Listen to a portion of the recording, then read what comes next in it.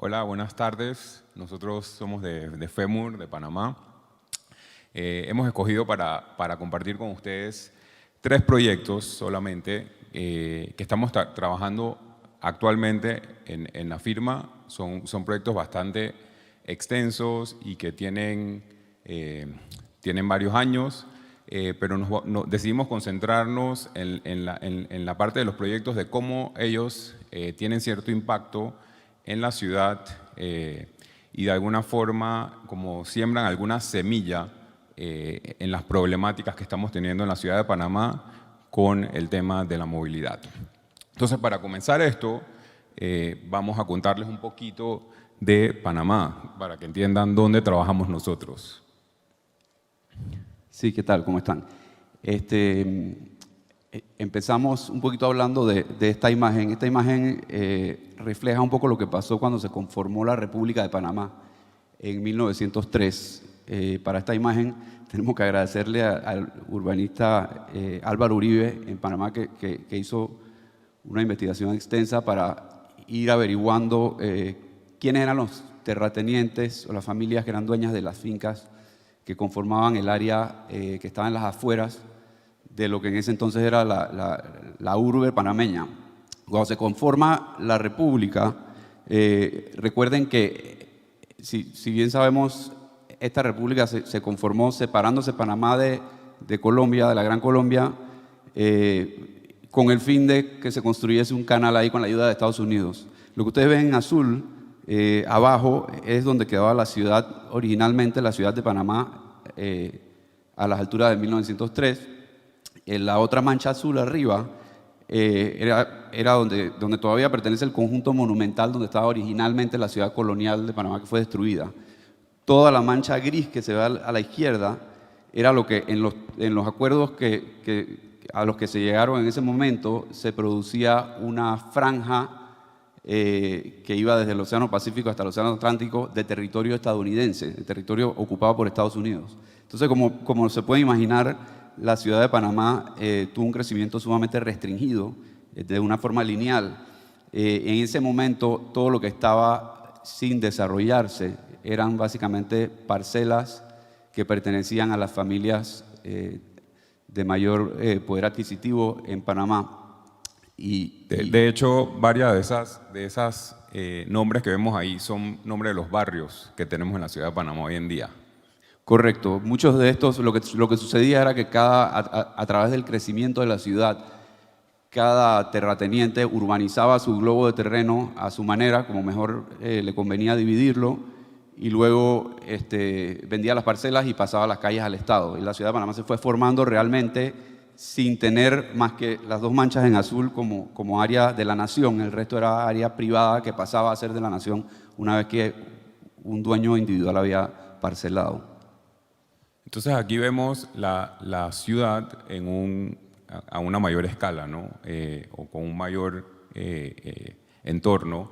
Esta imagen es de 1980 y vemos cómo fue creciendo la ciudad de una forma en embudo, alargada, porque todo lo que vemos ahí en rojo era la zona del canal, donde no podíamos continuar creciendo, era una barrera que teníamos ahí. Y entonces, si vemos hoy en día, la huella que deja la zona del canal se mantiene, porque cuando revierta Panamá, toda esta área sigue como área protegida y no se siguió desarrollando la ciudad ahí. Sin embargo, si vemos hacia el otro lado, la ciudad comienza a desarrollarse ahí en un área que se llama Panamá Oeste y que está separada completamente a 16 kilómetros del centro de la ciudad.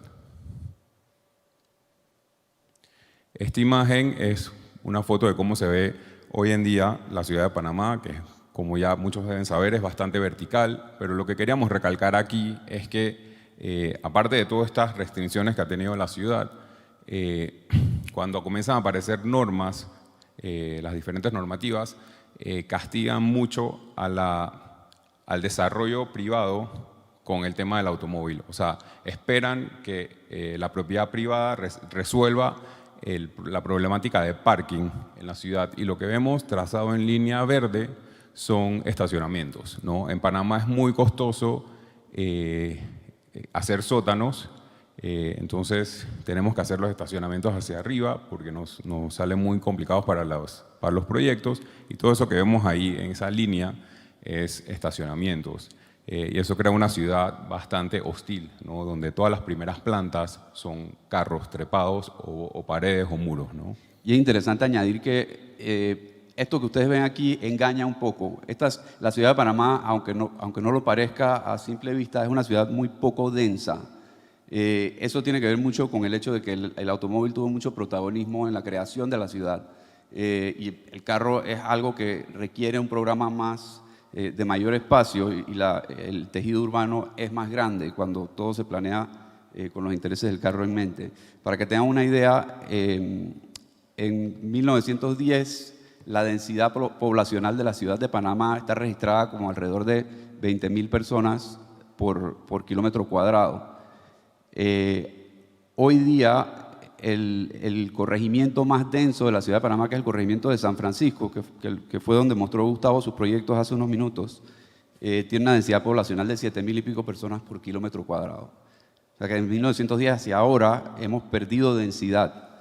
Lo que sucede es que muchos de estos edificios altos que están viendo ahí son edificios de 2 apartamentos por piso, 3 apartamentos por piso, en algunos casos 1 apartamento por piso. Y eso trae ciertos problemas al nivel urbano, ¿no? Entonces, aquí mostramos los 3 proyectos, dónde están ubicados los 3 proyectos para que puedan orientarse.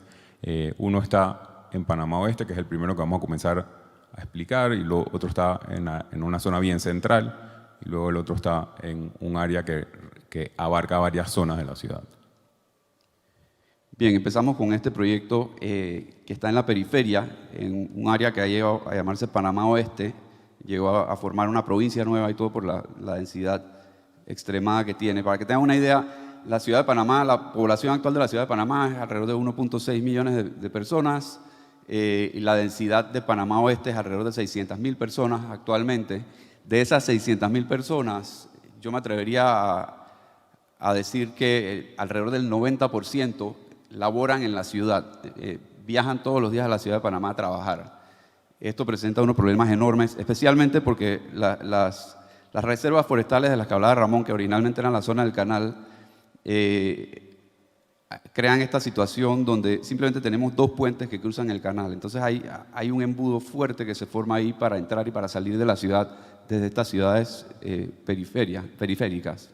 Sí, y toda esa zona terminó siendo una ciudad dormitorio, ¿no? Donde muy poco, o sea, donde la mayoría de la gente le toca trabajar en la ciudad.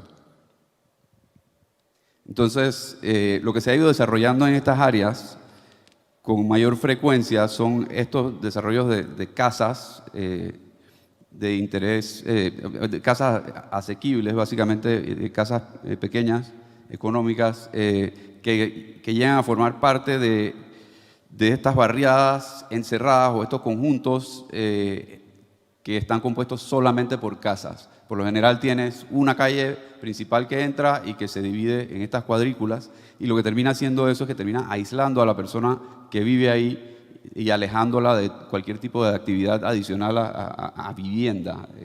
La persona se tiene que movilizar en un carro para entrar y salir de su barriada y para llegar al comercio más cercano y a su puesto de trabajo, ni hablar. Esto es un círculo vicioso porque esta tipología, como podemos ver, abarca mucho más espacio y es el fenómeno este sprawling que trae todos los problemas que trae. El Estado empieza a invertir más en infraestructura, etc. Entonces nos llegó esta oportunidad de trabajar este proyecto. Un cliente que nos pidió que tenía una parcela de 9 hectáreas en el área esta de Panamá Oeste. El terreno colindaba con 2 calles y con un riachuelo atrás bien vegetado, y el cliente quería poder ubicar 400 unidades de vivienda en el proyecto. Lo primero que nosotros vimos fue tratar de mostrarle cuál sería la manera más típica y quizás menos efectiva de hacer esto. Y al ver qué implicaría meter esa cantidad de residencias ahí, siendo residencias tradicionales como las que se ven en el área, en la mayoría de los proyectos, empezamos a ver esto más viendo qué pasaba si agrupábamos perdón. ¿Cómo se echa para atrás? Ya. Sí. Si agrupábamos las unidades en conjuntos que permitieran liberar un poco más el espacio común y crear más espacio compartido entre las unidades. A la misma vez empezamos a ver que los atributos del terreno, había una acumulación de árboles grandes, centenarios, en un área específica, y decidimos como que preservar esa área como un área de interés que pudiera ser como una pequeña reserva natural y un pulmón que permitiera al proyecto respirar hacia allá, ¿no? Empezamos a ver la posibilidad, los potenciales que había en las superficies, en las cubiertas, no solo para áreas verdes, sino para áreas de diversas actividades. Trazamos una red vial que tuviese lógica y la traslapamos con una red peatonal.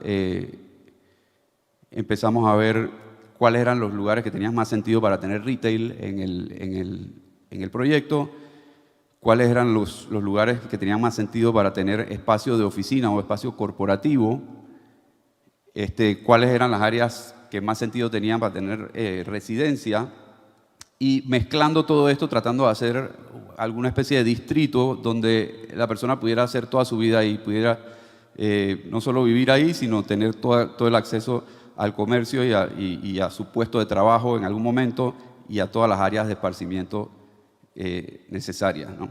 Entonces se empieza a crear este distrito que empieza a promover no solamente un área que tenga todo el uso mixto que se necesita para que la persona no se tenga que trasladar, sino también que promueva el uso compartido de los recursos naturales. Si recordamos la imagen anterior de las casitas, eso está bajo la premisa de que uno recibe su parcela con su espacio privado personal, que solamente es de uno, pero ese espacio privado termina sacrificando mucho en calidad porque el individualismo trae limitaciones en ese sentido. Este tipo de proyectos permiten mucho más compartir y tener quizás un espacio que no es solamente del individuo, pero es mucho mejor por el hecho de estar compartido, ¿no? Los apartamentos empiezan a tener este contacto con la naturaleza, empiezan a ser una alternativa a la típica casa, como hablábamos, y se empiezan a crear estos espacios comunitarios dentro de los complejos de apartamentos del barrio, del distrito, que promueven la vida en comunidad, etc. Las calles empiezan a agarrar este carácter específico en donde tienes tu comercio en planta baja, unidades de apartamentos arriba, unidades de puestos de trabajo en algunos otros lugares. Empieza a adquirir una identidad específica el proyecto de sí mismo, ¿no? Nuevamente, la vida en comunidad, el que la arquitectura y el diseño empiecen a incentivar el establecimiento de relaciones entre los vecinos, es algo muy efectivo para este tipo de proyectos. En el proceso nos encontramos con la oportunidad de plantearle a un cliente, a una universidad, algo pasó aquí con el piso, el ofrecerle un espacio para que pusieran un campus de su universidad en el proyecto, y nos fuimos dando cuenta que hay mucho potencial en eso, hay buenas sinergias que se creaban entre una posible universidad ahí y los puestos de espacio corporativo donde podían haber pasantías, etcétera, capacitaciones. En fin, empiezan a surgir una serie de oportunidades que van agregando a la identidad del proyecto, ¿no? Bueno, ahora vamos a explicar el otro proyecto que queda en un área muy céntrica de la ciudad. Si el proyecto que vimos antes era sobre un poco descentralizar la actividad que ocurre en el centro de la ciudad, a su manera intenta es densificar una zona de la ciudad que tiene poca densidad. El terreno es lo que está marcado en rojo. está en la Avenida Central, que es lo que vemos marcado en blanco. La Avenida Central es la arteria principal de la ciudad que viene desde los orígenes del Casco Viejo, que es lo que vemos en rosado. Todo lo que vemos en rosado es patrimonio histórico y tiene restricciones muy fuertes para restaurar, construir y remodelar ahí. Todo lo que vemos afuera, incluyendo donde está el terreno, no tiene normativas de patrimonio, no está protegido, sin embargo tiene arquitectura casi del mismo valor, ¿no? Y que debería ser patrimonial. Lo que vemos en verde son áreas verdes de la cinta costera, que es un área que se usa mucho, o sea, tiene muchísima actividad pública, ¿no? De la ciudad. Es prácticamente donde respira y se desahoga todos los habitantes de toda esta zona en esa parte y que está frente al mar, ¿no? Entonces, el terreno, o la propiedad, que en realidad está conformado por varios terrenos, está en la Avenida Central, en la Avenida B, que es la calle que sale del Casco Viejo, del centro histórico, y la calle 17, que es una especie, es como la continuación de la Avenida Balboa o la cinta costera, que era donde vimos que estaban las áreas verdes, ¿no? Esto es como se ve la Avenida Central, es un área completamente comercial que se convirtió peatonal en los 90s. Es un área que se ha ido deteriorando a través de los años porque el comercio se fue hacia los centros comerciales que comenzaron a aparecer por toda la ciudad. También había, voy a echar aquí para atrás un momento, hay dos cosas importantes. Lo que vemos entre las dos manchas verdes es el mercado del marisco y más abajo es el mercado de abasto, ¿no? Y son dos mercados principales en la ciudad.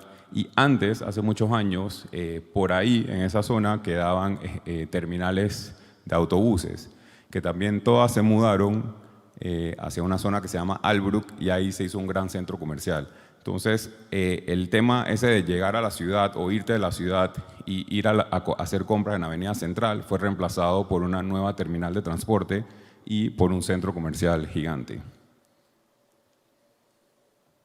Entonces, la Avenida Central ha decaído el tipo de negocios que funcionan ahí y en la mayoría de los edificios las partes superiores han quedado abandonadas o son utilizadas por los negocios como depósitos o bodegas, ¿no? Esta es la Avenida B, que tiene una personalidad parecida a la de la Avenida Central, pero es vehicular. Esto es parte del barrio chino, y el barrio chino también, por las mismas razones, se ha ido de ahí. O sea, poco a poco ha ido emigrando a otra zona de Panamá y ya queda muy poco de la autenticidad que le daba el barrio chino a esta calle. Y esto es lo que pasa en la calle 17, que como el terreno y las propiedades que estaban ahí tenían muros ciegos hacia esa calle, diferentes comercio informal se fue apoderando de la acera y fueron generando todo esto tipo de negocios que vemos ahí. Lo que estamos viendo ahí de la calle 17 actualmente la calle 17 es el conector entre la Plaza 5 de Mayo, que es la plaza donde, donde el metro pasa más cercano a todas estas áreas, y la cinta costera. Hay mucho cruce de peatones por esta área, por esta calle, y quizás por eso es que vemos esos kioscos efímeros que han surgido ahí por Claro, fuerza del mercado. algo interesante que surge es que se van las terminales de transporte, pero luego de varios años llega una estación del metro importante ahí, que es la estación del 5 de Mayo, que está a 300 metros del proyecto. Entonces, aquí vemos el terreno, el lote, cuando lo comenzamos a analizar y ver las diferentes condiciones que son como muy particulares en las diferentes calles. Viene entonces el tema del estacionamiento, del parking. Para poder lograr el proyecto, o sea, uno de los puntos importantes y que habíamos acordado con los desarrolladores era que tratar de que la planta baja sea lo más libre posible y entregarle eso como a la ciudad para poder que sea una continuación de lo que pasaba ahí en la avenida central. Desarrollar un mercado también y desarrollar retail.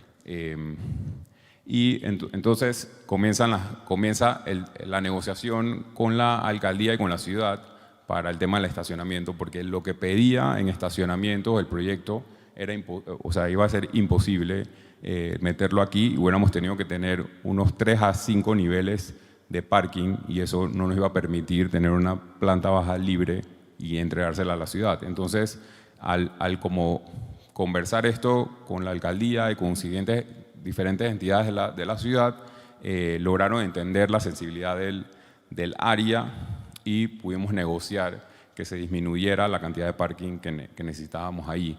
Es importante que el referente en el Casco Viejo, que está solo a ciertas cuadras de ahí, no requiere ni un parking por ser patrimonio y porque no te van a obligar a romper edificios antiguos para meter estacionamientos. Sí, en Panamá actualmente todo lo que está fuera del conjunto monumental, básicamente hasta hace poco ha requerido un mínimo de estacionamientos por el municipio. La manera de nosotros de venderle esta idea un poco al municipio fue, miren, ustedes necesitan un proyecto urbano que debería ser el municipio en teoría en cualquier lado, que conecte estas áreas para poder mover mejor la gente.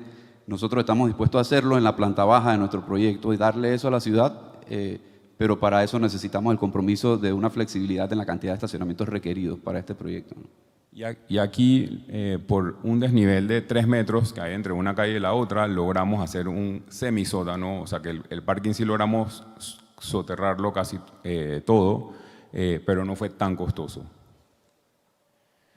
Entonces, aquí comenzamos a entender, a conectar estas calles principales y a producir estos ejes, pensando siempre en tener estas plazas o parques que pueda tener el proyecto, que nos ayude con el carácter público que tiene que tener en ese nivel, pero también nos ayude a que respire toda la cantidad de apartamentos que vamos a tener que meter ahí, que van a ver ahora. Aprovechando el desnivel, toda la línea que da hacia la avenida B, que está abajo y que ve marcada en amarillo, logramos meter una línea de comercio. Y aquí comenzamos a desarrollar el mercado y las áreas de retail, de comercio tanto más formal como de locales comerciales, pero también espacios donde la intención es invitar a los comercios informales que están en la calle y que se puedan organizar y tener algo más digno donde puedan trabajar.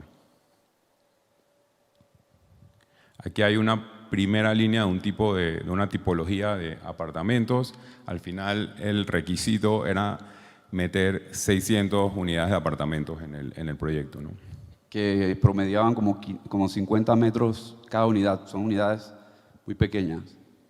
Y entonces, trabajando tanto volumétricamente como considerando el proyecto que se va a hacer en etapas, fuimos definiendo esta volumetría donde podíamos desarrollar toda esa cantidad de apartamentos, pero teniendo siempre el mismo carácter que tiene toda la zona en cuanto a escala, fragmentación y proporción. Y por último, simplemente identificamos todos los techos o las azoteas de todos estos volúmenes para poder desarrollar ahí áreas verdes y las áreas de esparcimiento de todos estos apartamentos. Aquí se ve un poco más claro cómo creamos un eje de la avenida central hacia la esquina de la avenida B con la calle 19 y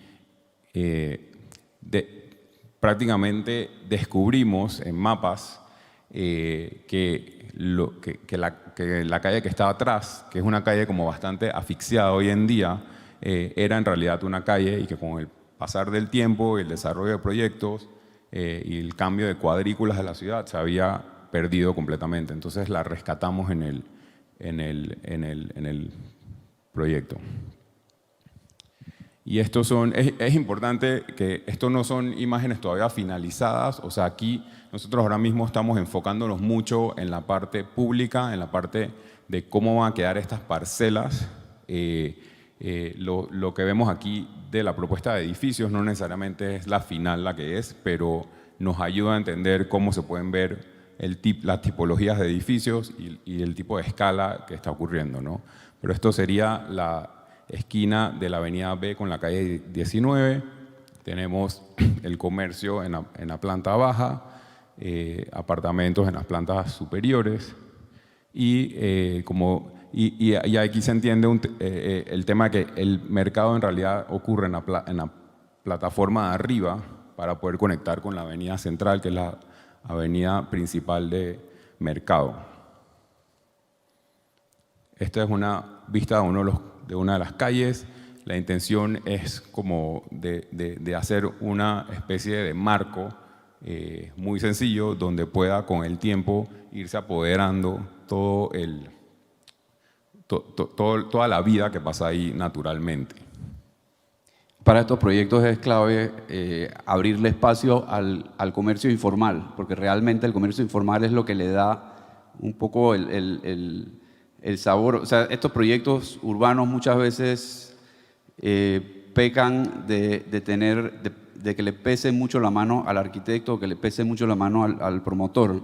Y hay que tener como una sutileza de poder dejar que el proyecto agarre su propio carácter en el tiempo y vaya creciendo y de una manera informal se vaya llenando de este tipo de actividades que lo van poblando. Uno tiene que tener como la humildad de decir como arquitecto que uno no controla cómo la ciudad crece, sino que uno simplemente le puede dar los parámetros necesarios para que la ciudad crezca en cierta dirección aproximada, ¿no? Claro, y en ese sentido, esta imagen muestra mucho eso, cómo tenemos una especie de mercado más formal, pero que los callejones siempre van a ser habitados o invadidos por estas personas que ya están ahí. Y esta es una imagen un poquito todavía en discusión en el estudio, pero es el edificio que daría hacia la avenida central, que es algo bastante difícil de definir en cuanto a cómo debería verse, ¿no? Un poco ahí lo que intentamos hacer es rescatar la proporción de edificios y la escala que hay en esa calle y tratando de rescatar ciertos elementos, pero de una forma muy contemporánea, haciendo un volumen que te dé protección para el mercado, pero que te llame la atención y te invite a verlo, ¿no? Entonces, de la forma como este proyecto coopera o trata de ayudar a la problemática en la ciudad es como de tratando de generar aquí más vivienda, más vida y que esto pueda ser como un centro que radie otros proyectos y que se densifique más esta parte que está como muy conectada con todo el resto del área metropolitana y puede ayudar muchísimo a que mejore todas las conexiones y todo el tema de movilidad. Bien, el tercer proyecto que les vamos a mostrar es un proyecto que nace algunos años atrás en la oficina como una intención nuestra o como una preocupación nuestra de ver que había una situación desaprovechada que en su estatus actual limitaba un montón la movilidad y podía resolver problemas, podía resolver problemas importantísimos para la movilidad en la ciudad. Si regresamos al mapa que vimos anteriormente de las fincas de las familias, resulta ser que hay gran parte de esas fincas, los linderos de esas fincas estaban determinados por atributos naturales, por supuesto. Y uno de esos ejemplos es este río, que se llama el río Matasnillo, que divide básicamente la ciudad en dos. Como se pueden imaginar y como explicamos anteriormente un poquito del crecimiento de la ciudad, este río terminó limitando y bloqueando gran parte de la ciudad a través de su crecimiento. El río tiene un desarrollo de 6 kilómetros a través de desde que nace de un ojo de agua hasta que llega al mar, pasa por 5 o 6 zonas distintas, diferentes situaciones, diferentes programas pero en todo su recorrido lo que se mantiene común es que en vez de conectar, lo que hace es separar las áreas. Hay barriadas enteras que están totalmente separadas y aisladas porque el río pasa al lado. Todo lo que colinda con el río le da la espalda. El río actualmente es sinónimo, la palabra Matasnillo es sinónimo de contaminación, basura, feo, desagradable, etc. Todo lo que colinda con el río le ha dado la espalda por años. El río por muchos años tuvo problemas severos de contaminación y de basura. Todas las aguas servidas iban a dar a ese río y salían al mar. Recientemente han habido algunos proyectos de recaptación de esas aguas servidas y conducción de esas aguas servidas a una planta de tratamiento municipal. Pero el río todavía se ve contaminado y sucio, más que nada porque la manera en la que se lidió con este recurso fue tratar de eliminar la mayor cantidad de sedimento posible, hacerlo lo más estéril, entre comillas, pero eso terminó estancando el agua y haciéndolo muy desagradable. En conclusión, siempre ha sido un problema en la ciudad, ¿no? Sí, en su desarrollo pasan diferentes situaciones, como les explicaba. En algunos casos, por ejemplo, tienes dos parcelas que son del mismo dueño, que están a ambos lados del río, y el dueño ha hecho con sus propios recursos puentes para comunicar las dos parcelas que pasan por encima del río, pero el río es una servidumbre pública, no se ha respetado mucho eso. Y si uno se va hacia donde nace el río nace en una pequeña reserva forestal que está en el medio de un área residencial que muy poca gente conoce. La mayoría de los ciudadanos de la ciudad de Panamá ni siquiera saben dónde nace ese río. Muchos de los más jóvenes no saben que el río existe, es impresionante. Pero hemos ido descubriendo todo esto. Entonces, esto nace un poco de esa intención, de nosotros ver y decir, un momento, o sea, hay estos problemas serios de movilidad en la ciudad. El carro se ha apoderado de toda la servidumbre, todo el espacio de servidumbre de la ciudad. Es muy difícil para un peatón moverse por la ciudad o un ciclista moverse por la ciudad. Pero por el otro lado tenemos esta servidumbre que ha sido guardada en su 99% y está ahí, y su propósito original está casi obsoleto. Tiene muy poca agua el río, ya no tiene aguas servidas. Entonces, ¿por qué no rescatar ese río y convertirlo en algo que conecte toda la ciudad? Entonces, hace poco tiempo tomamos la decisión de incorporar a un equipo de arquitectas de paisaje a que colaboraran con nosotros en este proyecto. Y el enfoque que ha traído a la mesa de ellas y que hemos juntado entre ambos equipos ha sido bien interesante. El estudio se llama Taller Gaia. Taller Gaia, sí. Nuevamente, este proyecto está todavía en sus orígenes y tiene mucho por caminar, pero vamos a irles mostrando un poquito de lo que llevamos al momento, ¿no? Uno de los puntos de partida fue, hay tantas situaciones pasando en el río que dijimos, bueno, vamos a ubicar 4 zonas que más o menos que identifiquen la mayoría de las situaciones que pasan a lo largo del río. Y esas 4 zonas vamos a identificar ciertas situaciones. Las 4 zonas, básicamente, la primera, que está más cerca a la desembocadura del río, se caracteriza por tener más proyectos de gran escala, más edificios grandes. Por lo general, lo que uno ve en relación con el río son varias alturas de estacionamiento, que son las bases de edificios más altos. La segunda zona vemos mezclado un poco comercio con residencia ya de mediana densidad y más baja densidad. Luego tenemos una zona donde predomina áreas industriales junto con residencias también. Y finalmente, ya cerca de donde nace el río, tenemos áreas donde predominan puras residencias de baja densidad.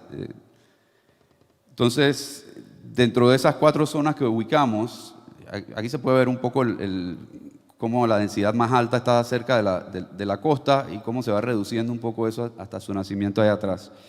Dentro de las 4 zonas hemos ido definiendo estas estrategias, tales como la fitorremediación o la reparación de las banquetas y el intercambio a través del tiempo de tener banquetas de concreto hacia tener banquetas vegetadas que puedan iniciar toda la restauración del medio ambiente dentro de este recurso.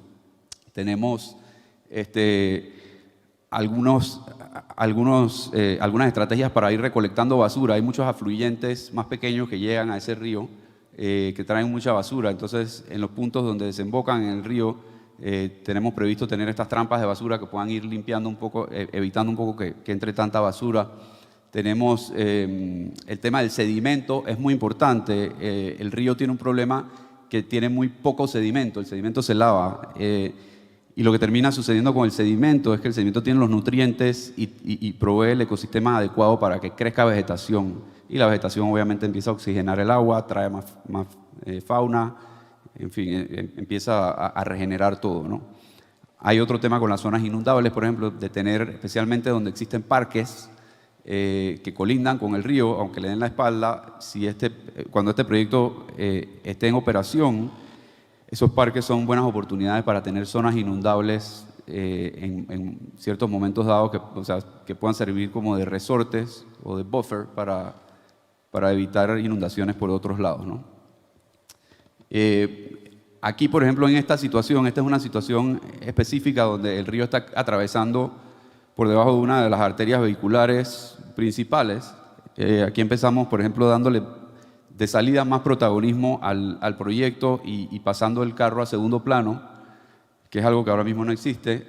Y una vez que la persona baja al río, tenemos una serie de plataformas que lo llevan a acercarse abajo al agua, a observar desde más arriba, todo usando materiales semitransparentes que permitan el paso de luz y permiten ver hacia abajo, etc. Aquí hay un ejemplo de uno de los parques que colindan con el río, en donde ese parque tiene ese doble propósito, de volverse en un momento dado un área inundable, pero en otro momento dado de ser el conector entre la ribera del río y toda esta red vial y peatonal que existe en la ciudad que está más allá. O sea, el parque es el hilo conductor entre esas dos cosas, ¿no? Aquí vemos el tipo de plataformas que estamos planteando. Son plataformas de malla metálica que permitan el crecimiento de la vegetación, permitan poder interactuar con lo que está pasando allá abajo, siempre haciendo distinción entre espacio de ciclovía, espacio peatonal, etc. Aquí se ve, por ejemplo, una de las estrategias de recolección de sedimento con esos postecitos rojos para poder hacer que la corriente del agua baje ahí en un momento dado, se cree sedimento y empiece a restaurarse la flora. Aquí en esta imagen se ve bastante claro todo el tema de la fitorreparación o fitorremediación. Tenemos básicamente la estrategia del sedimento, de cómo tratar de acumular en zonas estratégicas de sedimento para que eso genere especies que puedan ayudar a limpiar el agua, ¿no?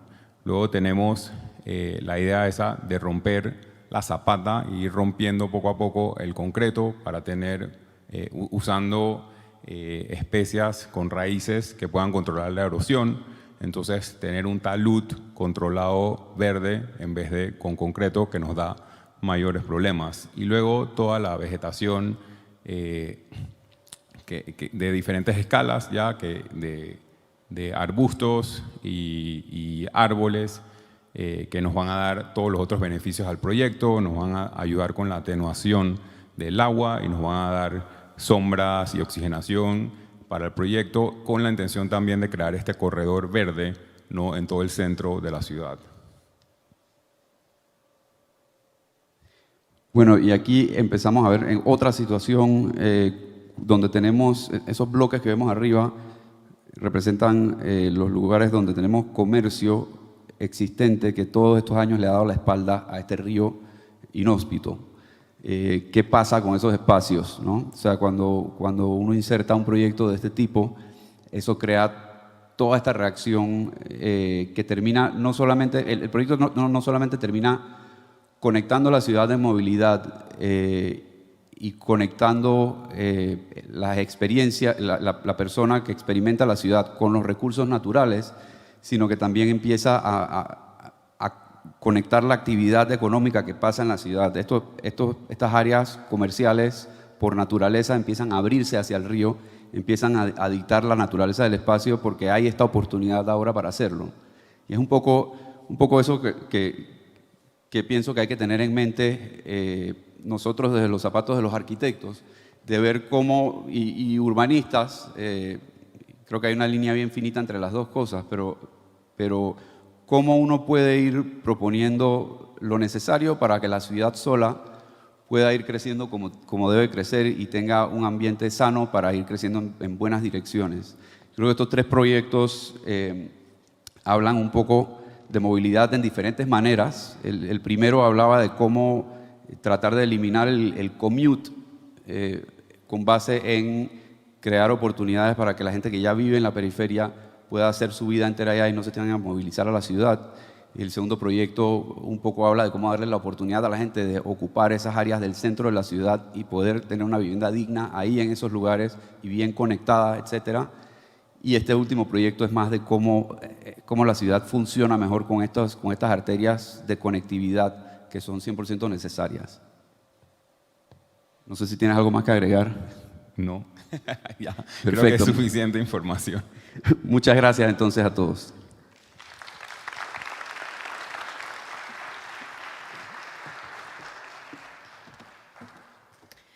Muchísimas gracias a Ramón y Gilberto por su ponencia. Tenemos una pregunta por parte de una de las personas que nos ve a través de Facebook y es la siguiente. La población urbana mundial se duplicará en 40 años y aún más la clase media, algo que obliga a la transformación holística y sostenible del modelo de ciudad. ¿Cuáles creen que son las claves para que las ciudades puedan adaptarse al futuro?